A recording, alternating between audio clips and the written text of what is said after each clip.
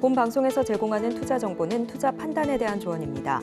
방송에서 제공하는 주식의 가치, 가격 상승 및 하락에 대해서는 방송사에서 보장하지 않습니다. 실시간 정보 브리핑입니다. 원달러 환율이 달러당 1,350원을 넘는 고환율과 유가 상승으로 증권사들이 70%가 넘는 상장사의 2분기 실적 전망을 하향 조정했습니다. 고환율에 따라 환착을 보는 기업도 일부 있었지만 대다수가 원부자재 가격 상승에 따른 환손실이 불가피할 것으로 본 겁니다.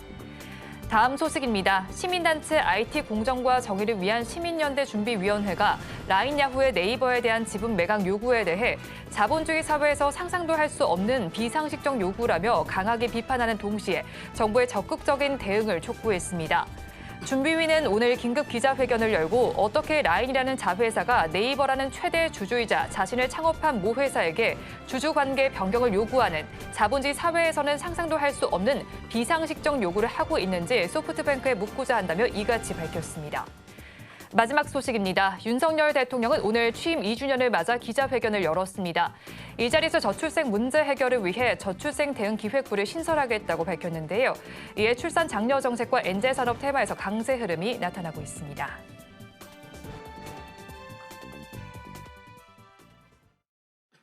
시청자 여러분 안녕하세요. 오늘을 돌아보고 내일을 준비하는 오늘장 내일장 2부 진행의 백선혜입니다. 장 마감까지 확실한 승부 전략과 내일장 주목할 섹터까지 제시해드리고 있습니다. 오늘도 저희 방송과 함께 하시면서 성공적인 투자 전략 가득 담아 가시기 바랍니다. 저희 방송은 유튜브를 통해서도 보실 수 있습니다. 유튜브 검색창에 서울경제TV라고 검색하시면 저희 방송과 함께 하실 수 있으니까요. 많은 참여 부탁드리겠습니다.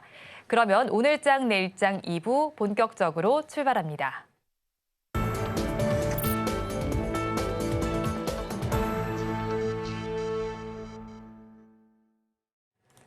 오늘도 두 분과 함께 시장에 대한 이야기 해보겠습니다. 나도투자연구소의 이재규 본부장, 영앤리서치 최진욱 본부장 두 분과 함께합니다. 두 분 어서 오세요.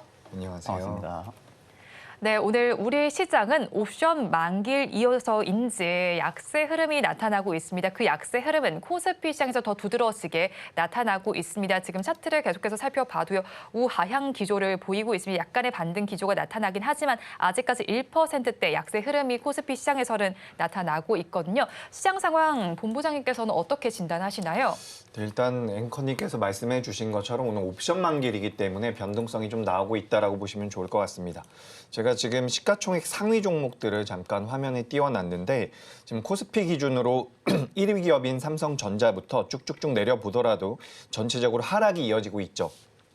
23등이라고 할 수 있는 삼성화재까지 전부 다 하락을 하고 있는데 이렇게 시가총액 상위 종목군들이 밀린다라는 것은 기관들이나 외국인들이 이용하는 프로그램 쪽에서 매도가 나온다라는 부분입니다. 그래서 오늘 옵션 만기이기 때문에 이런 구조가 좀 만들어지고 있다라고 보시면 좋을 것 같은데 물론 지금 환율이 좀 올라가는 부분들도 있어요. 하지만 우리가 환율이 지난달에 1,400원대까지 올라갔다가 지금 밀려 있는 상황이기 때문에 환율 쪽에 대한 부담은 생각보다 높진 않을 겁니다. 하지만 이제 오늘 옵션 만기이기 때문에 이렇게 프로그램의 수급 포지션 자체가 이렇게 좀 만들어질 가능성이 높다라고 보고요. 오늘 많이 밀린 대형주들 같은 경우는 내일 반등할 가능성이 굉장히 높다라고 생각을 하고 있습니다. 그래서 지금 종합주가지수, 특히나 시가총액 상위주들이 많이 약세를 보이고 있는데 저는 뭐 크게 우려할 만한 상황은 아니라는 말씀을 한번 드려보도록 하겠습니다. 그리고 지금 코스피 제가 차트를 잠깐 띄워놨는데 아무래도 직관적으로 보시기에 편하기 때문에 차트로 설명을 드려보자면 현재 조정을 받는 저 정도 구간의 이 정도 상승 이후의 조정은 저는 정상적인 부분이다라고 또 한 번 말씀을 드리니까 이런 부분들 참고하시면 좋을 것 같고요.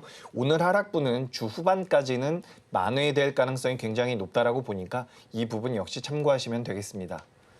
네, 일단 만회될 가능성이 있는 시장이다라고 정리를 해주셨습니다. 그래도 이제 수급 상황을 이어서 살펴본다면요. 외국인 투자자들이 8거래일 만에 매도로 지금 코스피 시장에서 전환한 모습이 나타나고 네네. 있고요. 코스닥 시장만 살펴본다면 외국인과 기관의 동반 매물이 출회되고 있습니다. 네. 뭐 원달러 환율도 뭐 그리 위험한 상황 아니라고는 하지만 7원 넘게 오르고 있는 상황이란 말이죠. 오늘의 시장 상황 어떻게 좀 바라봐야 할까요? 일단 미국이 좀 국채 금리가 소폭 상승을 해주고 있는 상황이잖아요. 그러다 보니까 이제 일부 이제 투심들이 좀 위축이 됐을 가능성이 좀 높다고 보고 있는 상황이고요. 또한 지금 미증시 같은 경우도 기술주들이 전반적으로 좀 쉬어가는 모습들까지도 좀 연출이 됐는데 지금 이제 조금씩 수급이 나오는 부분들을 보게 되면은 뭐 엔비디아도 마찬가지고 좀 가장 크게 올랐던 이 기술주들 같은 경우가 지금 일부 고점이다라는 이런 이야기들도 굉장히 많습니다. 이제 그런 이야기들이 좀 덧붙여져가지고 좀 더 투심을 약화를 하고 있는 부분들이 국내 증시까지도 일단 온전히 좀 펼쳐지고 있는 부분들이 아닌가 싶기도 한데 일단 오늘의 좀 변동성이 좀 큰 부분들은 이제 옵션 만기일 부분들이 가장 좀 클 거라고 저도 좀 생각을 하고 있는 상황이고요. 일단 코스피 같은 경우는 그래도 개인과 기관이 매수세가 좀 들어와주고 있고 코스닥은 지금 개인만 좀 매수세가 들어와주고 있는데 상대적으로 이렇게 개인들의 매수세만 좀 유발이 돼서 들어와주게 되면은 특정 이제 산업군에 대한 특히 이제 시클리컬 산업군에 대한 좀 성장성을 보고 매수세로 좀 들어와주는 부분들이 아니라 오늘 당장 좀 개별적인 재료에 따른 좀 수급적인 부분들이 움직이는 그런 기업들에 조금 더 많은 매수세가 좀 몰리거든요. 결국 이제 그런 매수세가 한 곳이나 두 곳에 이렇게 몰리게 되면은 뭐 당연히 이제 증시 쪽에서는 변동성이 좀 강하게 나타날 수밖에 없는 부분들이고 그나마 저는 그래도 외국인들의 매도세가 일단 8거래일 동안 담았던 부분들의 물량에 빗대어 봐서는 좀 크게는 나오는 부분들은 아니다. 그렇기 때문에 일단 어느 정도 일부 차익을 보는 매물들이 좀 출회가 되고 있을 가능성이 좀 높다고 보고 있는 상황이고요. 일단 지금 금리 변동에 따른 투자자들의 투심도 악화가 되고 상승이 되고 계속해서 변동성을 많이 부여를 하고 있는 상황입니다. 특히 이제 오늘 같은 경우 옵션 만기일도 있었던 상황이고요. 또 실적 발표 부분들도 좀 있었던 부분들이다 보니까 그만큼 좀 어느 정도 옥석 가리기 부분들이 수급 쪽에서 좀 나타나고 있는 부분이라고 생각을 하고 있는데 뭐 아직까지는 그래도 삼성전자나 SK하이닉스가 그래도 생각보다 저는 좀 잘 버텨주고 있는 부분들이 아닌가 그런 생각들도 많이 하고 있습니다. 일단 계속해서 상승 기조와 또 매물대 그리고 이제 수급적인 부분들만 놓고 봐서는 오늘 지금 삼성전자가 한 마이너스 1%대 정도, SK하이닉스도 지금 마이너스 1%대 정도 빠지고 있는데 일단 올린 부분들에 대비해서는 지금은 조금 약세 흐름들이 오히려 일부 좀 외국인들의 매도세가 좀 강하게 나와주는 부분들은 아니라고 판단을 하고 있기 때문에 또 이렇게 한 차례 쉬어가는 모습들이 보여줄 때 또 다른 섹터군들이 좀 순환매가 또 돌아주고 이런 부분들은 계속해서 좀 연출이 될 가능성은 높다고 보고 있고요. 다만 올해 내내 저는 AI라는 좀 트렌드에 맞춰가지고 뭐 반도체도 마찬가지고 특히 지금은 IT 전반적인 수급이 계속해서 올해 내내 좀 유지가 될 가능성은 좀 높다고는 보고 있습니다. 다만 이제 반도체는 수출 데이터 부분들을 계속해서 체크를 해볼 필요성이 있다라는 관점으로 좀 말씀을 해드리고요. 일단 현재 시장 같은 경우는 뭐 변동성은 좀 강화가 되고 있는 상황이긴 하지만 그렇게 좀 우려를 할 만한 모습은 아니라고 보고 있습니다. 네, 그렇게 우려할 만한 모습은 아니다라고 정리를 해주셨습니다. 이어서 종가 베팅할 섹터를 바로 알아보겠습니다. 이 본부장님, 오늘은 어떤 섹터 바라볼까요? 네, 저는 오늘 오랜만에 게임주를 한번 준비를 해봤습니다. 게임주들이 최근에 주가 흐름이 잘 나오고 있더라고요. 그래서 왜 그럴까 고민을 좀 해봤는데 지금 크래프톤을 비롯해서 게임주들의 실적이 굉장히 잘 나오고 있습니다. 크래프톤 같은 경우는 최대 분기 기준으로 많은 좋은 실적을 내놨고 데브시스터즈 같은 경우는 흑자 전환이 됐죠. 그리고 카카오 게임즈 같은 경우도 게임 부분에서는 좋은 결과물을 내놨습니다. 그리고 오늘도 이제 게임주들 몇 개가 실적을 내놨는데 굉장히 좋은 모습을 보였고요. 또 넷마블 같은 경우는 나 혼자만 레벨업이라는 게임을 런칭을 하면서 뭐 전 세계적으로 인기를 끌고 있다라는 이런 내용들이 나오고 있습니다. 그리고 그동안 많이 소외되어 있었던 NC소프트 같은 경우도 오늘 리니지가 뭐 120여일 만에 매출 기준으로 1위를 다시 한번 달성했다라는 내용들이 나오고 있어요. 그런 내용들이 전반적으로 게임주의 시선을 좀 모아주지 않았을까라고 생각을 하고 있습니다. 그래서 우리가 게임주들을 좀 봐야 된다라는 생각을 하고 있는데 실질적으로 지금 금리 인상을 하겠다라는 말들도 조금씩 들리고는 있지만 우리가 좀 단순하게 생각을 해봤을 때 지금 미국에서 금리 인상을 한다라고 한다면 바이든은 재선을 할 생각이 없는 겁니다. 그렇기 때문에 우리가 여기서 생각을 잘 해보면 금리 인상의 가능성은 거의 없다라고 보시는 게 맞아요.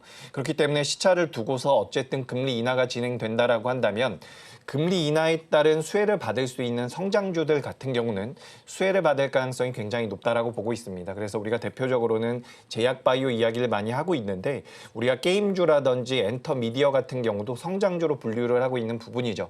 그래서 지금 게임주들이 올라오고 있는 여러 가지 명분 중에는 가장 큰 것은 실적이지만 두 번째로는 금리 인하에 대한 기대감도 다시 한번 부각이 되고 있다라고 생각을 하고 있습니다. 그래서 그런 관점으로 본다면 게임주들을 보실 필요가 있다라는 말씀을 드리고 싶고요. 우리 우리가 지금 시장에서 아까 전에 이제 본부장님께서도 말씀을 해주셨지만 가장 큰 트렌드가 AI라는 트렌드가 있습니다. 네. 근데 이 AI가 산업적으로 접목이 된다라고 한다면 게임주들과도 접목될 가능성이 저는 굉장히 높다라고 보고 있기 때문에 향후의 성장성까지 가져갈 가능성이 높은 거죠. 그래서 게임주들을 제가 좀 이렇게 저렇게 말씀을 많이 드렸는데 정리를 해드리자면 첫 번째로는 금리 인하에 대한 수혜를 받을 수 있다는 부분이고요.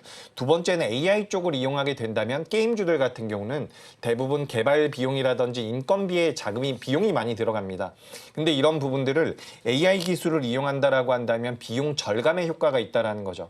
물론 이번에 실적이 나오는 기업들도 가만 따져보면 비용 절감에 대한 효과를 많이 가져가고 있는 부분인데 AI 쪽이 추후에 접목된다라고 한다면 비용 절감이 더 될 가능성이 높습니다. 그리고 세 번째로는 게임주들이 현금이 굉장히 많습니다.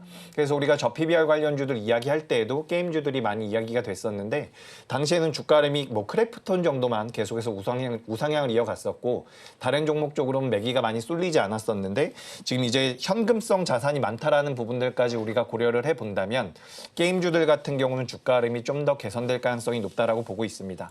그리고 이제 게임사들마다 주력하고 있는 게임들이 있다라고 보시면 좋을 것 같은데 이 주력하고 있는 게임들 중에서 메인 게임이라고 할 수가 있죠. 게임사들이 뭐 10개의 게임을 내놓는다라고 한다면 거기에 좀 더 신경을 쓰는 게임들이 있기 마련인데 그런 게임들이 올해 신작 출시로 많이 연결이 된다라는 이야기들이 나오고 있습니다. 그래서 우리가 이런 부분들로 고려해 봤을 때 게임주들은 계속해서 좀 보시는 게 맞지 않을까라는 의견을 드리고 싶습니다. 그래서 게임주 제가 오늘 괜찮은 종목군이다 이렇게 네. 말씀드리도록 하겠습니다. 뭐 게임주 오늘 섹터도 뭐 긍정적입니다. 게임 섹터에서 0.96% 강세, 모바일 게임에서도 1.05% 강세가 나타나고 있고요. 뭐 오늘 실적 발표했던 웹젠과 NHN 역시도 호실적이 나타났습니다. 자, 그렇다면 이런 여러 가지 종목들 중에서는 저희가 어떤 종목을 종가 베팅해보면 좋을까요? 네, 오늘 제가 좀 사실 올라가 있는 종목들을 좀 선호하죠. 제가 그래서 뭐 크래프톤이라든지 이렇게 좀 모멘텀이 있는 기업들, 주가 흐름이 좋은 기업들을 말씀드리려고 했는데 제가 너무 맨날 올라간 종목들만 말씀드리는 것 같아서 오늘은 저점대에서 반등이 좀 시작될 수 있다라고 판단되는 기업으로 넥슨 게임즈라는 기업을 준비를 해봤습니다. 이 기업이 이제 실적이 좀 안 좋았다가 돌아설 수 있는 그런 구간에 놓여 있다라고 보고 있고요. 이제 주가의 상승 여력을 따져봤을 때는 굉장히 큰 상승 여력이 남아 있다라고 보고 있습니다. 굉장히 오랜 업력을 가지고 있는 기업이고 이제 넥슨의 자회사라고 보시면 돼요. 근데 우리나라에서는 넥슨과 관련되어 있는 종목을 매매한다면 이 기업을 하셔야 되는 거거든요. 그렇기 때문에 넥슨 게임즈를 좀 보시는 게 어떨까라는 말씀을 드리고 싶고 올해에는 일본 시장에서의 매출이 굉장히 많이 올라올 가능성이 높다라는 이야기가 나오고 있습니다. 그래서 일본 시장에서의 매출이 늘어남과 동시에 게임주들에 대한 관심이 붙는다라고 한다면 전 넥슨 게임즈가 지금 굉장히 저점대의 매력이 있지 않을까라고 생각을 하고 있습니다. 그래서 이 기업 같은 경우는 지금 저가가 2023년도에 뭐 11,750원대도 있지만 너무 과거의 일이기 때문에 최근에 저가를 본다라고 한다면 지난 4월 16일 날 만들어놨었던 12,570원대가 있습니다. 제 생각엔 이 자리를 이탈하지 않는다라고 한다면 주가가 더 빠질 가능성은 굉장히 낮다라고 보는 거죠. 그래서 이거는 좀 중장기적으로 연말에 금리 인하라든지 지금 금리 인하가 9월 달에 이야기가 되고 있거든요. 그렇기 때문에 5월 달에 나오는 미국의 지표 몇 개를 우리가 좀 더 확인을 해봐야겠지만 5월 달에 나오는 미국의 경제 지표상 금리 인하가 도래한다라고 한다면 6월 달, 7월 달, 8월 달까지도 우리나라 시장은 금리 인하에 대한 기대감, 금리 인하에 따른 수혜를 받을 수 있는 종목군들로 자금이 들어올 가능성이 있다는 겁니다. 그래서 지금 넥슨 게임즈 같은 경우 우리가 앞으로 3개월, 4개월 정도의 기간을 놓고 본다라고 한다면 전 주가 상승의 여력이 좀 편안하게 나올 수 있지 않을까라고 생각이 돼서 매수가는 오늘 종가로 이제 공략을 해보시면 좋을 것 같고요. 목표가는 16,500원까지 잡아드리도록 하겠습니다. 그리고 손절가는 제가 4월 16일 날 저점이 12,570원으로 잡아드리려고 했는데 뭐 일시적으로는 한번 밀릴 가능성도 배제할 수가 없어서 제가 12,200원으로 한 300원 정도만 좀 더 이제 여유 있게 잡아드렸으니까 참고를 하시면 좋을 것 같습니다. 제 생각으로는 많이 안 빠질 것 같고요. 다만 이 종목을 공략한다라고 하더라도 항상 분할 매수의 관점으로 접근하시고 제가 지정드린 손절가를 이탈한다라고 한다면 일단 잘라냈다가 다시 한번 추후에 공략하든지 이런 방식으로 대응하시는 게 맞겠다라는 말씀 추가적으로 드리겠습니다.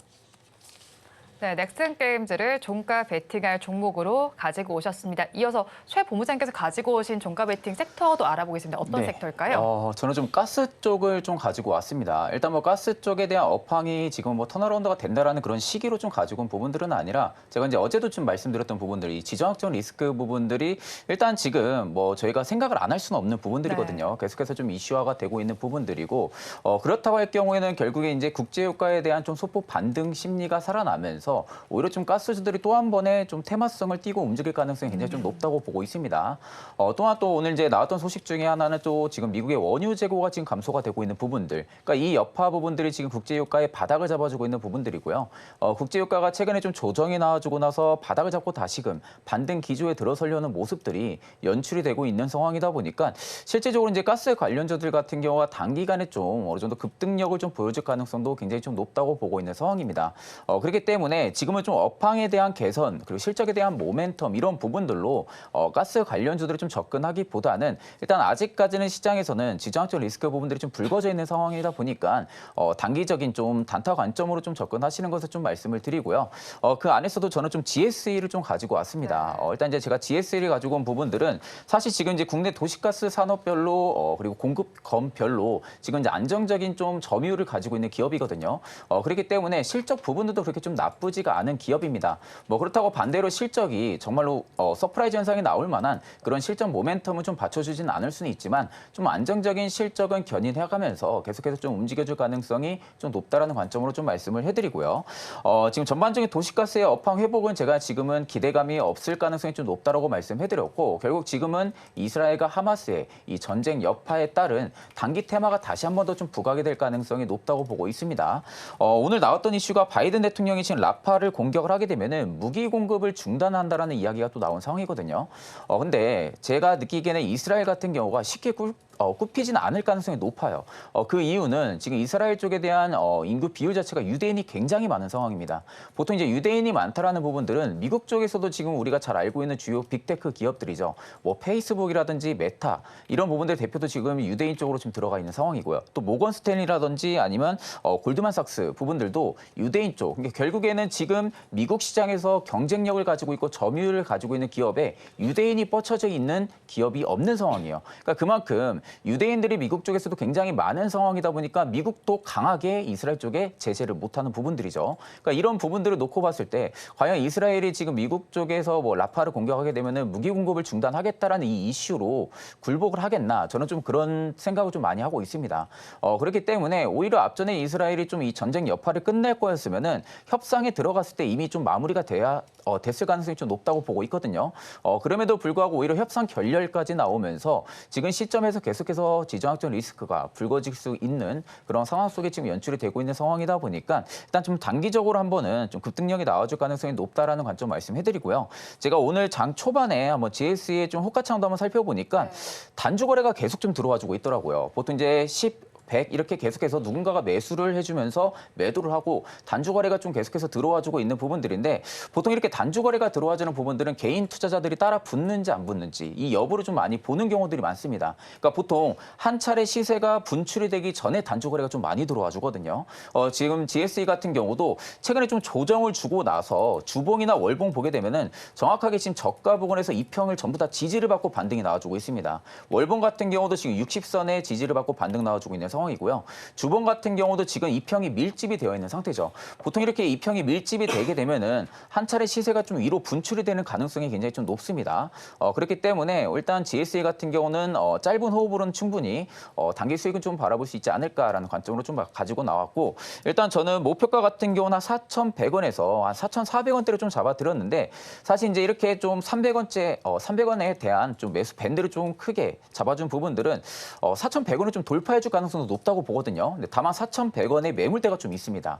그렇기 때문에 만약에 4,100원대를 돌파해준다고 할 경우 지지까지 명확하게 나와준다고 하면은 4,400원대까지 좀 목표가를 좀 말씀해드리고 만약에 4,100원에서 저항을 받고 빠진다 할 경우에는 4,100원의 전량 매도를 취하시는 것을 좀 말씀을 드립니다.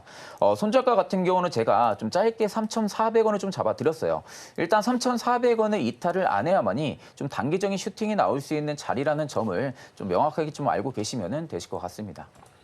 네, 종가 베팅할 종목 GS를 짚어주셨습니다. 이어서 앞서서 이제 이 본부장님께서 가지고 오셨던 종가 베팅 섹터와 관련된 이야기를 조금 더 해보겠습니다. 게임과 관련된 내용인데 계속해서 좀 부진을 겪었던 섹터였습니다. 하지만 이제 다시 좀 반등을 모색하는 게 아닌가 싶은 모습도 나타나고 있어요. 또 실적을 발표했던 크래프톤의 경우도 예상을 훨씬 웃돈 실적을 발표했잖아요. 자, 그런 만큼 일단 실적부터 먼저 평가를 좀 해보면 좋을 것 같아요. 크래프톤은 일단 실적 어떻게 보셨나요? 크래프톤 뭐 실적 굉장히 잘 나왔죠. 그리고 분기 기준으로 사상 최대 실적이 나왔습니다. 그런 것들을 고려해 본다면 지금 이 펍지라는 게임에 대한 모멘텀들이 제2의 전성기다라는 이야기가 나올 만큼 시장에서 좀 부각이 되고 있다라고 보시면 좋을 것 같습니다. 그래서 우리나라 게임사들이 예전엔 중국향 매출이 굉장히 많았었어요. 하지만 최근에는 인도 쪽에 대한 진출도 계속해서 모색을 하고 있고 실제로 지금 크래프톤 같은 경우는 인도에서도 매출이 많이 나오고 있는 부분입니다. 그래서 이런 부분들 게임사들이 가만히 있는 게 아니죠. 뭐 중국 쪽에서 매출이 막힌다라고 한다면 다른 나라들로 많이 돌아가고 있는 부분이기 때문에 이런 것들이 이제 게임사들이 앞으로 헤쳐나갈 부분이라고 저는 생각을 하고 있는데 우리가 여기서 살펴볼 부분은 코로나가 발병하고 나서 게임주들의 매출이 엄청나게 올랐습니다. 근데 그 이후에 코로나가 끝나면서 게임주들의 매출이 역성장을 하기 시작을 했거든요. 북미 시장 같은 경우는 콘솔 기준으로 성장을 하긴 했지만 우리나라에서 주력하고 있는 PC 쪽이라든지 모바일 쪽 같은 경우는 규모가 계속해서 정체되거나 하향했다라는 부분입니다. 근데 여기서 포인트가 뭐냐면 지금 실적이 돌아섰다라는 거예요. 그래서 제가 만약에 지금 게임 관련주들이 실적이 좋지 않았다라고 한다면 이렇게 좀 긍정적인 코멘트를 드릴 때에도 좀 우리가 보수적으로 봐야 되는 부분도 있다라는 말씀을 드릴 텐데 우리가 실제로 팩트로 지금 매출액과 영업이익을 보고 있지 않습니까? 그렇기 때문에 이런 부분들은 계속해서 하락을 하다가 돌아서는 초입이라는 겁니다. 그래서 주가의 흐름은 계속해서 개선될 가능성이 높다라는 말씀을 드리고 여기에서 지금 게임사들이 작년까지 재작년까지 실적이 안 좋았기 때문에 비용 절감에 대한 노력을 굉장히 많이 했어요. 그래서 그동안 좀 불필요했었던 비용들을 전부 다 정리를 하고 그러니까 기업이 좀 어느 정도 체질 개선이 됐다라고 보실 수가 있는 부분이죠. 그래서 그런 부분에서 올해 신장 모멘텀까지 붙는다라고 한다면 실적이 좋아질 가능성은 계속해서 개연성이 있다라고 저는 생각을 하고 있습니다. 그래서 지금 데브시스터즈라는 기업도 있거든요. 오늘은 많이 주가가 밀리고 있는데 어제 실적이 돌아섰다라는 내용, 실적이 7분기 만에 이제 7분기인지 8분기인지 제가 명확하진 않는데 데브시스터즈가 흑자 전환이 됐다라는 내용이 나왔습니다. 근데 이 데브시스터즈 같은 경우도 크래프톤과 협력을 해서 인도 쪽에 크래프톤과 이제 이야기를 협력을 해가지고 인도 쪽에다가 납품이 아니라 이제 매출을 런칭을 한다라는 내용들이 나오면서 시장에서 좀 더 부각이 될 가능성이 높다라고 보는데 기업들마다의 전략이 있겠죠. 그런 전략들이 올해는 여러 가지 다방면으로 시장에서는 부각될 가능성이 높다라고 보니까 가장 중요한 것은 금리 인하에 대한 기대감도 있는 것. 가장 중요한 것은 실적이고요. 그다음에 이제 금리 인하에 대한 부분 그리고 개발자 등등에 대한 비용 절감에 대한 기대감 이런 것들까지 고려를 해본다면 결국에는 게임주들이 올라갈 만한 여건은 많이 형성이 되지 않았나라고 생각을 하고 있습니다. 그래서 오늘 반도체는 뭐 여전히 저는 좋다라고 봐요. 근데 반도체가 오늘 어느 정도 조정을 받는 과정에서 그동안 변동성이 좀 덜했던 종목들 그리고 오늘 화장품 관련주들도 굉장히 좋은 모습을 보이고 있는데 결국에는 실적에 대한 모멘텀들이 붙고 있는 기업들이고 이런 종목들 중에서 게임주들도 앞으로는 계속해서 부각될 가능성이 높다. 그리고 현금성 자산이 많기 때문에 이런 기업들 같은 경우는 M&A를 진행할 가능성도 굉장히 높습니다. 이런 것들도 주가 상승의 모멘텀이 될 수가 있으니까 게임주는 뭐 긍정적으로 말씀드립니다. 네, 게임주에 대해서 긍정적인 시각 유지를 해보자라고 정리를 해주셨고요. 뭐 어제 뉴스가 나오긴 했지만 넷마블 이야기도 좀 해보겠습니다. 네네. 나 혼자만 레벨업과 관련해서 이제 78개 나라에서 애플 앱스토어에서 1위를 차지했다는 소식이 들려왔습니다. 그런데 오늘 주가를 살펴보면요. 넷마블은 약세를 보이고 DNC 미디어는 굉장한 강세를 보이고 있습니다. 네네. 이 소식 속에서 주가가 이렇게 엇갈린 배경 어디서 찾을 수 있을까요? 사실 이제 나 혼자만 레벨업 부분들이 일단은 지금 인기몰이 굉장히 많이 하고 있잖아요. 근데 일단 DNC 미디어랑 주가에 대한 차이를 보이는 부분들은 원천 IP 부분들. 그러니까 DNC 미디어가 지금 원래 나 혼자만 레벨업 자체가 제가 알기로는 2019년에 소셜로 먼저 나왔을 겁니다. 소셜로 나오고 나서 2021년도쯤에 이제 웹툰으로 좀 더 들어왔었는데 사실 이제 웹툰에서 이제 크게 좀 성공을 했던 부분들이죠. 그리고 나서 이제 DNC 미디어가 그 IP를 가지고 애니메이션화를 시켰는데 그 애니메이션화까지도 굉장히 큰 성공을 거둔 상황입니다. 네, 일단 지금 넷마블 같은 경우가 퍼블리싱을 지금 맡아가지고 나 혼자만 레벨업을 지금 정식적으로 런칭을 한 상황이긴 한데 사실 지금 이 시점에서 넷마블 같은 경우는 이제 나 혼자만 레벨업을 가지고 어떠한 좀 개발 프로모팅이라든지 아니면 좀 어떠한 업데이트 부분들 향후에는 계속해서 진행을 해 나가야 되는 부분들이라는 좀 어떻게 보면 하나의 좀 단계적인 부분들을 좀 가지고 있는데 사실 이제 DNC 미디어 같은 경우는 이제 앉아서 돈을 버는 거나 마찬가지거든요. 그러니까 결국 지금 로열티가 제가 알기로 한 3%에서 5% 정도 DNC 미디어가 받아가는 걸로 알고 있습니다. 그럼 보통 넷마블에서 전부 다 진을 치고 넷마블에서 활동을 하는 부분들이 있어서는 DNC 미디어 같은 경우는 오히려 앉아서 5% 내의 로열티를 계속 좀 받아가는 그런 수순들까지 좀 펼쳐지고 있는 상황이다 보니까 상대적으로 좀 나 혼자만 레벨업 부분들의 리스크가 좀 현저히 적은 것으로 좀 판단이 들고 있거든요. 그럼 이제 넷마블 대비해서도 시가총액도 좀 낮고 그러면 결국 지금 나 혼자만 레벨업을 가지고 관련주로 넷마블과 DNC 미디어가 움직인다고 하게 되면은 상대적으로 좀 성장폭이 잘 나올 수 있는 DNC 미디어 쪽에 조금 더 주가 수급이 몰리고 있는 부분이라고 생각이 들고 사실 넷마블이 지금까지 신작 부분들을 내보냈을 때 그럴듯한 신작들이 많이 없었습니다. 그러니까 그럴듯한 신작들이 많이 없었다라는 것은 IP 부분들이 좀 약하다는 거거든요. 일단 이제 IP 부분들이 좀 약한 상황에서 이번에 DNC 미디어에 좀 IP를 빌려가지고 나 혼자만 레벨업 부분들이 일단은 흥행에 성공을 한 상황이긴 한데 일단 이제 여기서 주가에 좀 기목을 집중을 해야 되는 부분들은 과연 나 혼자만 레벨을 가지고 얼마나 주가의 모멘텀이 좀 발휘가 될 수 있는지 이게 가장 저는 좀 중요하다고 생각을 하고 있고요. 또 넷마블의 지금 수급이 좀 밀리는 부분들은 앞선에 말씀드린 대로 아직까지 시장의 트렌드가 반도체 AI 쪽입니다. 결국 이쪽에 대한 수급이 빠지면서 게임주에 전반적으로 좀 들어가줘야 되는 부분들이 있는데 사실 지금 게임주들이 전반적으로 움직이는 부분들은 물론 이제 실적, 호실적을 좀 발표한 부분들도 효과가 있을 거고요. 또 그 외적으로 신작에 대한 모멘텀이 지금 좀 많이 나오고 있는 상황이다 보니까 지금 단기적인 좀 수급이 좀 살아나고 있는 부분이라고 생각은 하고 있는데 사실 넷마블이 나 혼자만 레벨업 말고는 딱히 올릴 만한 모멘텀이 없어요. 그러니까 결국엔 지금 이 나 혼자만 레벨업을 가지고 얼마나 주가의 상승 파급력을 만들어낼 수 있는지 여부는 일단 저희가 이제 눈으로는 확인을 한 상황이죠. 아, 나 혼자만 레벨업이 굉장히 좀 잘 되고 있구나. 지금 그만큼 글로벌 사전 예약 수도 굉장히 좀 많구나. 이런 부분들의 눈높이는 이미 우리가 확인을 한 상황이고 그럼 그 이후에는 따라올 수 있는 부분들은 매출이겠죠. 일단 이제 매출에 대한 부분들의 효과가 얼마나 나오는지 여부에 따라서 넷마블의 주가의 수순이 좀 어느 정도 바뀔 가능성은 높다고 보고 있고 만약 여기서 그냥 기대감이 있는 상태에서 식어버리게 되면은 넷마블은 또다시 이제 주가의 되돌림이 나올 가능성도 굉장히 크다고 보고 있거든요. 반대로 이제 DNC 미디어도 당연히 타격은 있겠죠. 네. 타격은 있겠지만 실질적으로 DNC 미디어에서 게임을 내보낸 부분들은 아니다 보니까 애니메이션은 굉장히 잘 되고 있습니다. 그러니까 지금 주로 하고 있는 주력 사업군은 굉장히 잘 되고 있는 상황에서 넷마블은 원래 보통 지금 게임사의 특징을 많이 가지고 있거든요. 네. 그런데 이 게임이 만약에 좀 안 된다 하게 되면 주가는 다시 좀 주저앉을 가능성이 굉장히 좀 높다고 보고 있는데 일단 저는 오늘 일단은 지금 음봉으로 밀리고 있는 상황이긴 하지만 일단 거래 대금들이 좀 많이 터져졌다는 부분들 이게 좀 의아하게 좀 생각을 하고 있고 그래도 지금 이제 망치형의 좀 음봉형 캔들이 좀 나와주고 있는데 일단은 수면 위로 올라와 주긴 했습니다. 중장기 2편까지 돌파해 준 상황이고요. 그럼 이제 가장 베스트적인 부분들은 마감을 할 때 일단 62,900원을 지켜주는 게 가장 베스트입니다. 그러니까 62,900원을 계속해서 넷마블이 지지를 받아주고 계속해서 횡보를 한다 할 경우에는 추가적인 상승이 나올 가능성이 좀 높다고 보고 있고요. 네. 만약에 좀 62,000원대까지도 깨고 다시 내려올 경우에는 한 번 더 바닥을 다지는 모습들까지도 연출이 될 수가 있기 때문에 일단 이 점을 좀 고려를 해서 나온만 레벨업을 가지고 만약에 내가 좀 투자를 하겠다 그럴 경우에 저는 DNC 미디어 측이 조금 더 좋지 않을까 그렇게 보고 있습니다. 근데 넷마블 나 혼자만 레벨업도 있지만 아스탈 연대기도 괜찮지 네네. 않았나요? 사실 근데 아스탈 연대기가 국내에서는 잘 되긴 했지만 해외 쪽에서는 별로 안 됐어요. 그러니까 결국에 아스탈 연대기 같은 경우 지금 결국 이제 우리가 게임사들이 돈을 벌 수 있는 부분들은 게임성 아이템입니다. 그러니까 캐시죠. 그러니까 결국 이제 캐시카우 부분들을 안정적으로 취득을 하기 위해서는 국내만 가지고는 안 됩니다. 그러니까 결국에 해외 쪽에 글로벌 신작을 내보내 가지고 해외 쪽에서 얼마나 파급력이 큰지를 우리가 빗대어 봐야 되는 부분들인데 사실 지금 이메이드가 증권가 호평을 받는 이유는 딱 하나예요. 해외 쪽에서 잘 되기 때문에. 나이트크로우 글로벌이 지금 해외에서는 굉장히 인기몰이를 하고 있는 상황이고요. 아스탈 연대기 같은 경우가 국내에서는 어느 정도 흥행은 하긴 했지만 이탈률이 굉장히 저는 좀 많은 것으로 알고 있거든요.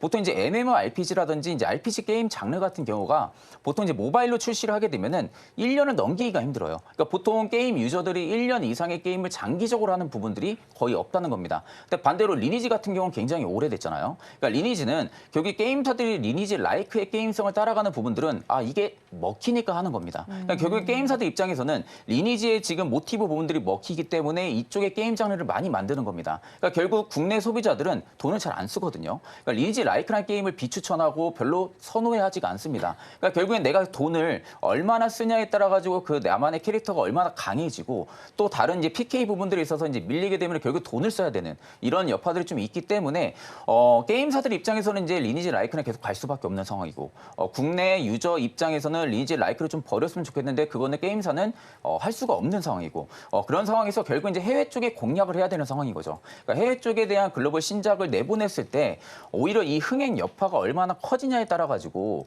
게임사들의 주가도 좀 달라질 거라고 좀 저는 생각을 하고 있는 상황이다 보니까 결국에 지금 넷마블 같은 경우는 일단은 믿을 거는 나 혼자만 레벨업 이거 말고는 딱히 저는 없는 상황이라고 보고 있는 상황이에요. 네, 넷마블은 나 혼자만 레벨업 말고는 믿을 것이 없다라고까지 정리를 해주셨고요. 오늘 또 이제 섹터별로 흐름을 좀 살펴본다면 뭐 예뻐지는 것과 관련된 부분에서 상승 흐름이 많이 나타나고 있습니다. 주가 역시 같이 예뻐지고 있는 모습이 나타나고 있는데요. 이 화장품주 중에서는 또 실리콘투가 실적을 발표했는데 지금 상승 탄력이 너무 좋네요. 상한가 도달한 모습이 나타나고 있습니다. 오늘의 실적과 더불어서 이 주가의 흐름은 어떻게 볼까요? 네, 실리콘투 굉장히 좋은 주가 흐름 보이고 있죠. 지금 실리콘투뿐만 아니라 화장품주 전반적으로 좋은 모습이 나오고 있는데 제가 이제 화장품 사업을 하는 지인들을 통해서 들어보니까 지금 계속해서 주문이 들어와서 공장을 증설을 해야 되는데 공장을 증설할 만한 그런 캐파가 되지 않아서 오히려 공장을 빌리는 경우도 있다라고 이야기가 되고 있습니다. 계속해서 그러니까 수요가 주문이 들어온다라는 부분이죠. 그래서 우리나라 화장품 관련주들의 실적이 실질적으로 계속해서 좋아지고 있다라고 보시면 좋을 것 같습니다. 그래서 실리콘투 같은 경우는 우리가 대표적으로 중국향 매출이 없는 기업입니다. 그럼에도 불구하고 이렇게 상한가로 올라갔고 실적이 잘 나온다라는 것은 이 화장품 관련주들의 트렌드가 많이 바뀌었다라는 것을 우리가 방증하는 부분이기도 한데 최근 들어서 이제 중국향 매출이 많은 기업들도 주가 흐름이 잘 나오고 있습니다. 그렇기 때문에 화장품 관련주들은 전반적으로 개선될 가능성이 높다라는 말씀을 드리고 실적적인 부분도 역시나 메리트가 있다라는 거죠. 그래서 환율이 많이 올라간 것에 대한 어느 정도 수혜도 받았었던 부분도 있기 때문에 계속해서 저는 화장품 관련주가 주가 흐름이 계속해서 좋을 거라는 말씀을 드리고 오늘 뭐 클래시스라든지 비올 같은 미용기기 관련주들 같은 경우도 주가 흐름이 굉장히 잘 나오고 있습니다. 그리고 제가 이제 방송에서 말씀드렸었던 휴메딕스라는 기업이라든지 휴젤, 파마리서치 같은 이렇게 에스테틱과 관련되어 있는 기업들 같은 경우도 주가 흐름이 굉장히 잘 나오고 있는데 우리나라 기업들이 이쪽에서 굉장히 잘하고 있어요. 그리고 우리가 매월 수출입 통계 데이터가 나오게 되는데 그 수출입 통계 데이터를 살펴본다라고 한다면 관련돼서 수출도 굉장히 잘 진행이 되고 있다라고 합니다. 그래서 결국에는 이 기업들이 전부 다 실적적인 모멘텀이다라고 보시면 좋을 것 같아요. 지금 아까 전에 화면에 나오는 브리핑 내용을 좀 봤는데 2분기 실적을 하향 조정했다라는 내용들이 좀 있긴 하더라고요. 근데 지금 1분기까지만 나왔었던 우리나라 기업들의 실적 내용을 보면 굉장히 좋다라고 저는 판단을 하고 있습니다. 그래서 이런 부분들이 뭐 기저효과로 인해서 좀 2분기 때는 둔화될 가능성도 있지만 지금 시장 자체 오늘 보시면 중국 쪽에서도 굉장히 좋은 내용들이 나왔거든요. 중국에서도 경기 지표가 잘 나오면서 오늘 중화권 증시 굉장히 강합니다. 근데 이런 것들을 우리가 생각을 해본다면 중국도 경기를 회복할 수가 있다는 거고 미국은 지금도 강한 상태이기 때문에 우리나라 기업들 같은 경우는 반도체를 비롯한 기존에 수출했었던 수출 품목들도 좋지만 예전에는 내수 소비재라고 말했었던 이런 화장품 관련주들 같은 경우도 이젠 수출주로 변모를 하면서 동시다발적인 이런 외형 성장이 이어질 가능성이 높다라고 보고 있습니다. 그래서 저는 계속해서 시장에 대해서 긍정적인 말씀을 드리고 있는 부분이고 실적을 기반으로 하고 있다라는 말씀 드리면서 화장품 관련주나 미용기기 관련돼서 긍정적인 의견 한 번 더 드려보도록 하겠습니다. 네, 뭐 화장품, 뭐 미용기기 관련해서 모두 긍정적인 의견을 제시를 해주셨고요. 또 이제 본부장님께서는 일전에 클래시스를 가지고 오셨던 바가 있었는데 목표가에 뭐 도달한 모습이 나타나고 있고요. 오늘 장에서도 너무 좋습니다. 뭐 신한투자증권에서는 대장주의 정석이다라는 내용의 리포트를 발간하기도 했어요. 네. 실리콘투 뭐 지금 클래시스 지금 시점에서는 어떻게 바라보면 좋을까요? 사실 저는 오늘 수급만 놓고 보면은 뭐 개인들이 주도를 한 게 아니고요. 외국인과 기관 그리고 금융투자, 그러니까 결국에 메이저들의 지금 수급이 주체가 돼서 오늘은 좀 강하게 상승 시세를 좀 내보낸 부분들이거든요.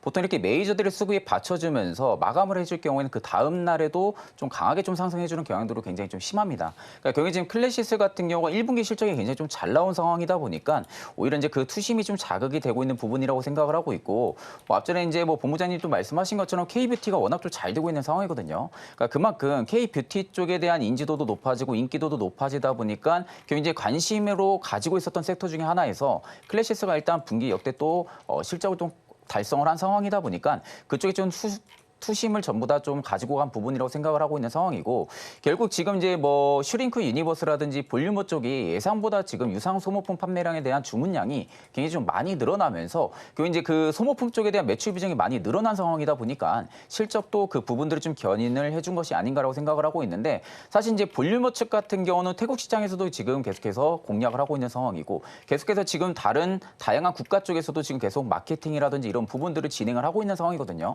결국 지금 클래시스 같은 경우가 지금 매출이 굉장히 좀 잘 나오고 실적도 잘 나온다고 하지만 여기서 저는 좀 끝이 아니라 오히려 볼륨머 효과가 올해 한 하반기까지도 계속 좀 이어질 가능성은 높다고 봅니다. 기존에 좀 슈링크 같은 경우도 굉장히 잘 되고 있던 상황에서 볼륨머 쪽 같은 경우가 유상 소모품에 대한 매출 빈도가 굉장히 높거든요. 그러니까 소모품에 대한 빠르게 교체성에 대한 부분들도 굉장히 좀 높은 상황이다 보니까 올해 좀 소모품 매출단이 굉장히 좀 좋아지면서 클래시스 같은 경우는 하반기까지도 계속 좀 실적을 견인해줄 가능성이 굉장히 좀 높다고 보고 있는 상황입니다. 최근에 좀 굉장히 지지부진한 흐름들이 계속 좀 연출이 됐었거든요. 이 박스권에서 벗어나지 못하는 흐름들이 꽤 오랜 기간 좀 유지가 됐었습니다. 작년 9월부터 해가지고 올해까지 계속해서 연출이 됐다가 오늘 이제 이 박스권을 돌파해준 모습이다 보니까 저는 오히려 이제 박스권이 상단이 지지 역할을 강하게 해줄 겁니다. 박스 상단이 좀 지지 역할을 강하게 해준다고 하게 되면은 추가적인 좀 상승세도 충분히 열려 있는 구간이라고 보고 있기 때문에 아직까지 매도를 진행을 안 하고 가지고 가고 계시는 분들 같은 경우는 추가적인 시세를 조금 더 기대해 보셔도 나쁘지 않을 거라 보고 있습니다. 네, 클래시스 추가 상승 여력이 있다라고 짚어주신 만큼 한번 참고를 해보시면 좋겠습니다. 이어서 마감 동시효과 구간 우리 시장은 어떤 분위기 보이고 있는지 양대 시장의 분위기 체크해 보겠습니다. 오늘 우리 양대 시장 힘을 내지 못하고 있고요. 그 안에서는 코스피 시장에서 힘이 더 부족한 모습이 나타나고 있습니다. 0.84%의 약세 흐름을 가져가면서 2,721선의 마감을 준비하고 있고요. 장중에 많이 내려가다 그래도 조금은 회복하려는 모습을 보였지만 지수의 낙폭을 아주 만회하지는 못한 모습입니다. 이어서 코스닥 시장으로 넘어가서 살펴보겠습니다. 코스닥 시장 오늘 약보합권에 들면서 마감을 할 것으로 예상이 되고 있습니다. 0.45%의 내림세가 나타나면서 868선의 종가를 쓸 예정입니다. 이어서 수급 상황도 체크를 해보겠습니다. 코스피 시장을 먼저 살펴보겠습니다. 오늘 코스피 시장에서는 외국인 투자자들 홀로 팔고 있고요. 기관과 개인이 쌍끌이 매수를 해주고 있습니다. 외국인은 오늘로 8거래일 만에 매도로 전환된 모습이 나타났습니다. 4,340억 원 정도를 덜어내고 있는 양상이 펼쳐지고 있고요. 반면에 기관 투자자들은 800억 원 넘게 사들입니다. 개인 투자자들도 3천억 원 넘는 매수세를 넣어주고 있습니다. 이어서 코스닥 시장으로 넘어가서 살펴보겠습니다. 오늘 코스닥 시장에서는 외국인과 기관이 동반으로 매물을 출회하는 가운데 개인 투자자들만이 홀로 사고 있습니다. 외국인 투자자들은 316억 원 그리고 기관 투자자들은 1,090억 원을 팔아내면서 오늘까지 2거래일 연속 매도 흐름을 가져가고 있고요. 개인 투자자들은 1,401억 원 정도를 담아내고 있습니다. 선물 시장까지 이어서 좀 살펴본다면요. 2거래일 연속 매수 흐름을 보여줬던 외국인 투자자들 오늘은 매도 포지션으로 전환이 됐습니다. 수량으로 좀 살펴본다면 8,500계약 넘게 매도 포지션을 취하고 있습니다. 오늘 시장 상황 이 본부장님께서는 어떻게 바라보셨습니까? 네, 일단 옵션 만기라서 그렇습니다. 우리가 이 옵션이나 선물 같은 파생시장 같은 경우는 주식시장보다 규모가 커요. 그래서 우리 시청자분들께서도 잘 모르시는 분들은 저게 뭔 소리야 하실 수가 있는데 규모가 더 큽니다. 그러니까 개인 투자자분들 같은 경우는 주식을 매수하고 매도하는 이런 형태로 매매를 한다라고 한다면 기관이나 외국인 같은 경우는 이 선물이나 옵션이라는 파생 시장을 이용하게 되거든요. 근데 지금 우리나라 같은 경우는 공매도가 금지가 되어 있는 상황입니다. 그래서 공매도가 금지된 이후에는 선물과 옵션 쪽에 거래 대금이 조금씩 늘어나고 있는 부분들이 있어요. 그러니까 하방에 대한 어떻게 보면 하방에 대한 포지션을 구축하기 위해서 파생시장을 많이 이용을 한다는 거죠. 그래서 파생시장의 변동성이 커졌다는 겁니다. 그런 부분들 때문에 오늘 우리나라 시장이 밀렸다라고 보시면 좋을 것 같고 이 부분은 제 생각에는 주중에 별다른 이슈가 없다라고 한다면 회복될 가능성이 저는 높다라고 보고 있기 때문에 너무 걱정하실 필요는 없다라는 말씀을 드리고 싶어요. 그래서 우리가 공매도 금지된 것이 잘했다, 못했다라는 부분이 아니라 개인적으로 잘했다라고 생각을 하고 있는데 여기에서 금지를 하다 보니 자금력이 큰 기관들이나 외국인 같은 경우는 파생시장을 많이 이용을 한다라는 거죠. 그러니까 파생시장을 많이 이용함으로써 주식시장의 변동성이 굉장히 크게 나오고 있다는 부분입니다. 그래서 이런 부분들을 좀 말씀을 드리고 싶고 그래서 오늘 시가총액 상위주들이 거의 다 밀렸습니다. 그래서 좀 안타깝지만 이런 흐름들이 오늘 이후에는 바로 좀 빠르게 개선될 가능성이 높다라고 보니까 뭐 오늘부터 내일까지 우리 시장 글로벌 증시에 돌발 악재가 없다라고 한다면 주 후반까지는 어느 정도 회복이 될 가능성이 높다라고 봅니다. 그래서 오늘은 좀 아쉽지만 그래도 요거는 만기일이기 때문에 어느 정도 영향을 미치지 않았나라고 생각이 되니까 이 부분 참고하시면 될 것 같습니다. 네, 오늘 우리 양대 시장이 힘을 내지 못하고 있는 양상이 펼쳐지고 있습니다. 이 본부장님께서는 마감 동시효과 구간 우리 시장 상황 어떻게 보시나요? 일단 뭐 옵션 만기일이 가장 좀 크다고 보고 있고요. 그러다 보니까 이제 시가총액 대부분 상위주들 다 밀리면서 좀 마감을 해주고 있는 부분들인데 이제 사실 뭐 본부장님이 거듭 다 말씀을 하셔가지고 네. 일단 저는 이제 공매도 금지 효과 부분들이 어떻게 보면 좀 개인들한테는 굉장히 긍정적인 여파로 받아들일 수는 있는데 이게 반대로 외국인들한테는 투자 매력도가 굉장히 많이 떨어지는 겁니다. 그러니까 결국에 공매도를 못한 다는 부분들은 그만큼 시장에 좀 들어올 수 있는 자금력이 좀 제한적이라는 부분들이 일단은 시장에서는 그만큼 적은 대금으로도 큰 변동성을 좀 나타낼 수가 있다는 점은 좀 알고 계시면 되실 것 같고 일단 오늘은 뭐 반도체가 지금 고점 논란에 따라 가지고 일부 차익이 나오면서 밀렸다기보다는 일단 오늘은 좀 옵션 만기일에 대한 변동성이 좀 강화가 돼가지고 일부 좀 차익을 봤을 가능성이 좀 높다고 보고 있는 상황이거든요. 아직까지는 시장에 대한 트렌드도 바뀌지가 않은 상황이고 그렇다고 할 경우에는 뭐 주가가 계속 위로 올라갈 수만은 또 없는 상황입니다. 올라가다 또 쉬고 이런 부분들이 수순을 좀 밟혀서 나가는 부분들이다 보니까 너무 저는 좀 걱정할 만한 그런 시점은 아니라고 생각은 하고 있는데 일단 기관이 오늘 코스피 같은 경우는 매수세를 받쳐주고 좀 마감을 해줬어요. 다만 조금 아쉬운 부분들은 외국인의 매도세가 어디까지 나올지 여부를 좀 체크하시는 게 좋을 것 같습니다. 네, 우리 시장은 오늘 모두 하락으로 마감을 지은 모습이 관찰됐습니다. 자, 우리 시장 상황을 살펴보니까요. 역시나 코스피 시장이 더 힘을 크게 내지 못하면서 1% 넘는 하락세로 마감이 됐고요. 코스닥 시장은 약보합권에 들면서 마감이 됐습니다. 그럼 업종별로는 어떻게 마감이 지어졌는지 이어서 한번 살펴보겠습니다. 코스피 시장을 먼저 돌아보겠습니다. 역시나 지수가 크게 빠졌던 만큼 하락한 업종이 더 많이 포진해 있습니다. 그 안에서는 운수 장비 업종이 가장 크게 힘을 내지 못했습니다. 2% 넘게 빠지는 흐름이 관찰이 됐고요. 그 뒤를 이은 업종이 증권 업종입니다. 1.95%의 약세 흐름이 포착이 됐습니다. 자, 그 다음으로는 의약품 업종에서도 힘을 내지 못하는 양상이 펼쳐졌습니다. 1.65%의 내림세가 나타났고요. 코스닥 시장으로 넘어가서 한번 살펴보겠습니다. 코스닥 시장에서도 하락한 업종이 대다수를 차지하고 있습니다. 그 안에서는 일반 전기전자 업종이 더 많이 힘을 내지 못했습니다. 1.66%의 내림세가 나타났고요. 그 뒤를 이은 업종 기계 장비 업종으로 1.52%의 하락률, 반도체 업종에서는 1.48%의 내림세가 나타났습니다. 이어서 이제 최근에 또 관심이 되고 있는 폴라리스 그룹주에 대해서 한번 이야기를 나눠보겠습니다. 폴라리스 오피스가 맥OS용 온디바이스 오피스 AI를 출시했다는 소식이 전해지면서 오늘도 흐름이 좀 좋았습니다. 마감까지의 상황을 살펴보면 급등 양상으로 마감이 됐는데 폴라리스 그룹주를 바라보는 시각은 어떠실까요? 사실 이제 폴라리스 오피스는 완전체 AI로 봐야 되죠. 일단은 이제 뭐 작년 하반기부터 제가 알기로는 이제 음성 쪽에 대한 파워 보이스까지도 좀 인수를 해가지고 챗 GPT 쪽에 대한 좀 역량까지 이미 좀 키운 상황에서요. 지금 자회사들이 AI 쪽에 대한 조금 수급에 대한 다변화 부분들이 굉장히 좀 많이 나타내고 있는 상황이거든요. 그러면 이제 기존에 이 폴라리스 오피스 그룹주들이 AI라는 그 모멘텀이 없었을 때랑은 지금 완전히 다르게 봐야 되는 겁니다. 그러니까 100% 지금은 AI 쪽에 대한 효과를 충분히 그 시너지를 내보낼 수 있다고 하게 되면 폴라리스 그룹주가 될 가능성이 굉장히 높다고 보고 있고요.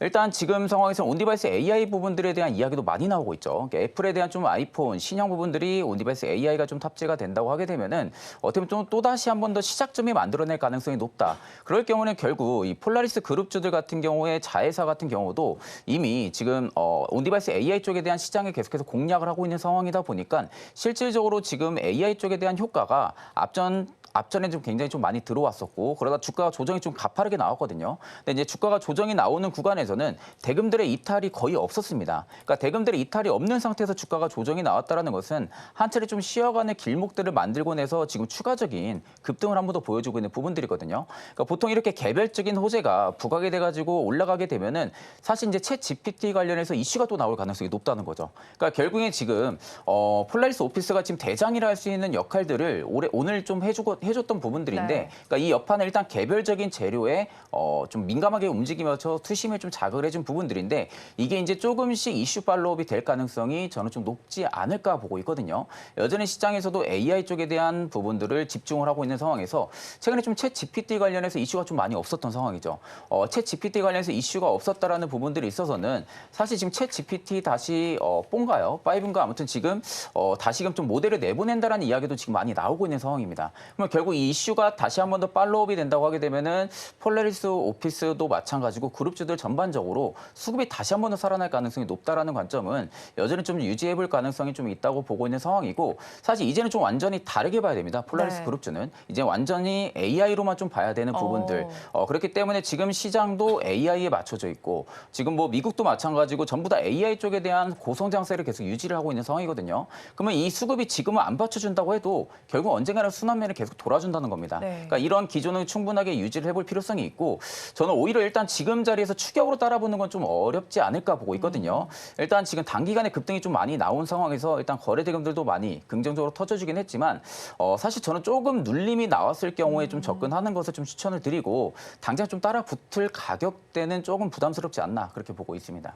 네, 일단 뭐 보유자 분들께서는 뭐 지금 굉장히 기분이 좋으실 것 같은데 뭐 AI 모멘텀은 계속해서 지속이 될 테고 또 엔비디아 지원을 받는다는 소식 속에 폴라리스 그룹주가 들썩이고 있거든요. 자, 그렇다면 시세의 연속성은 언제까지 갈 걸로 보세요? 네, 더 갈 가능성이 높다라고 보고 있습니다. 방금 전에 잘 설명을 해주셨는데 일단 자금이 많이 들어오고 있는 상황이에요. 그리고 지금 폴라리스 오피스가 시가총액이 4천억이 안 됩니다. 그러니까 생각보다 굉장히 작다라는 거죠. 그래서 지금 우리가 한글과 컴퓨터도 최근에 다시 한번 반등이 나오고 있는데 한글과 컴퓨터 같은 경우는 시가총액이 더 커요. 6,500억 정도가 되거든요.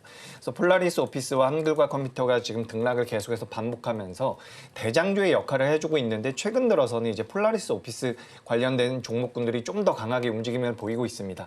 그렇다라는 것은 시장에서 어쨌든 가장 앞서 나갈 가능성이 높다라는 거거든요. 그래서 대장주의 성격을 띈다라고 한다면 이런 기업들 같은 경우는 상징성을 좀 가지고 있다라고 보시는 게 좋을 것 같아요. 그래서 상징성을 가지고 있는 종목들 같은 경우는 주가의 흐름이 좀 더 이어질 가능성이 높고 현재 폴라리스 오피스 같은 경우는 오늘 종가 기준으로 신고가입니다. 신고가가 달성이 됐기 때문에 앞으로는 매물대가 좀 얇아진다라는 거죠. 매물이 나올 가능성이 적기 때문에 저는 추가 상승의 가능성이 있다라고 보고요. 다만 이런 기업들 같은 경우는 지금 폴라리스 오피스를 기준으로 해서 제가 좀 말씀을 드려보자면 네. 실제로 매매를 하는 트레이더 입장에선 이 기업 같은 경우는 8,200원대 제가 지금 차트에다가 좀 표기를 해놨는데 이 8,200원대를 이탈할 때는 내가 무조건 손절하겠다라는 관점으로 진입하시는 게 좋습니다. 저 자리를 이탈한다라고 한다면 추후에 다시 올라가더라도 그전엔 일단 주가적인 흐름이 조정이 있을 가능성이 높기 때문에 저 자리를 이탈하면 내가 대응하겠다라는 그런 관점을 좀 가져가시고 나는 저 자리 이탈했을 때 손절을 분명히 할 수 있어 라고 한다면 저는 매수의 관점도 나쁘지 않다라고 보고 있습니다. 다만 손절이 어렵거나 손절을 못 하시는 개인 투자자분들 제가 실력을 폄하한 게 아니라 이제 개인 투자자분들 대다수가 손절을 잘 못 하십니다. 저도 그럴 때가 있었고요. 그렇기 때문에 손절을 못 하는 분들은 저는 안 보시는 게 맞다라는 말씀 드리고 손절할 수 있다라고 한다면 손절가는 8,200원 그리고 만약에 이제 트레이딩 관점으로 네. 접근한다라고 한다면 11,000원, 12,000원 계속해서 열려 있다라고 보니까 네. 비중을 좀 줄여서 트레이딩 관점으로 보시는 것은 저는 긍정적인 의견 드리겠습니다. 그럼 비중은 어느 정도로 잡으면 될까요? 10% 내외가 네. 적당하지 않을까 싶어요. 근데 사실 이것도 어떤 분은 투자금이 굉장히 크고요. 또 어떤 분은 투자금이 작은데 그죠? 적당한 선에서 좀 매매를 네. 하셨으면 좋겠다라는 말씀을 드리고 또 한 가지 팁을 드리자면 이제 이런 종목 매매하시다가 주가가 밀리면 추가 매수를 굉장히 공격적으로 하는 분들이 많으세요. 그래서 처음에는 분할 매수 관점으로 접근을 했다가 주가가 밀리면 갑자기 매수를 많이 하시는 경우가 있는데 내가 생각했던 것과 반대로 움직일 때 추가 매수하는 것은 좀 좋지 않다라는 말씀도 추가적으로 드리도록 하겠습니다. 그래서 전 10% 이내로 공략해 보시는 게 어떨까라는 의견 추가적으로 드리겠습니다.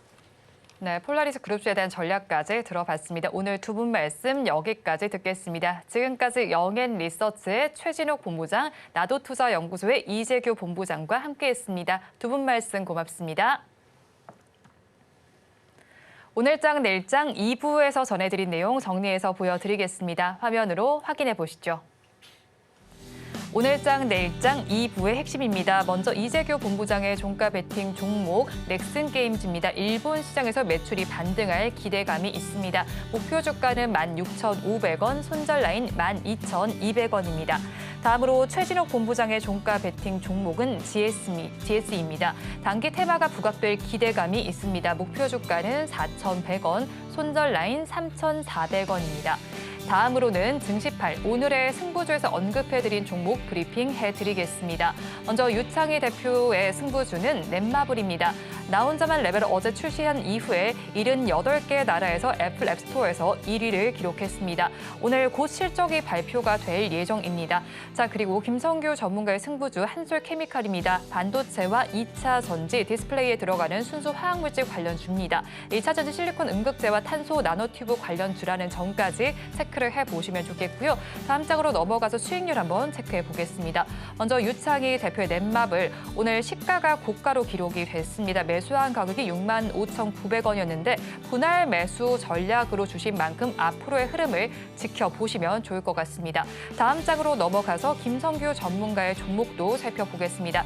한솔케미칼 매수한 가격이 197,200원이었고요. 오늘 고가 기준 197,600원으로 수익률 0.2%로 집계가 됐습니다. 다음 장에는 유창희 대표의 특징 승부주가 있습니다. APR입니다. 오늘 자사주 매입 소식 속에 급등한 바가 있는 종목입니다. 매수한 가격이 295,500원이었고요. 수익률 13.25%대로 집계가 됐습니다. 언급해드린 종목들은 내일 아침 증시8 오늘의 승부주에서 자세한 리뷰를 해드릴 예정이니까요. 많은 시청 부탁드리겠습니다. 본 방송에서 제공하는 정보는 투자 판단에 대한 조언일 뿐 해당 주식의 가치와 수익률을 보장하지는 않습니다. 오늘장 내일장 2부에서 준비한 순서는 여기까지입니다. 저희는 내일 이 시간도 여러분과 함께하겠습니다. 오늘도 시청해주신 여러분 고맙습니다.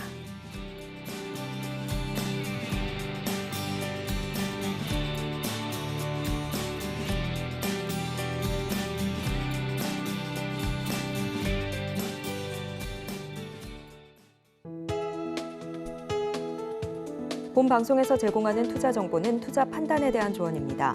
방송에서 제공하는 주식의 가치, 가격 상승 및 하락에 대해서는 방송사에서 보장하지 않습니다.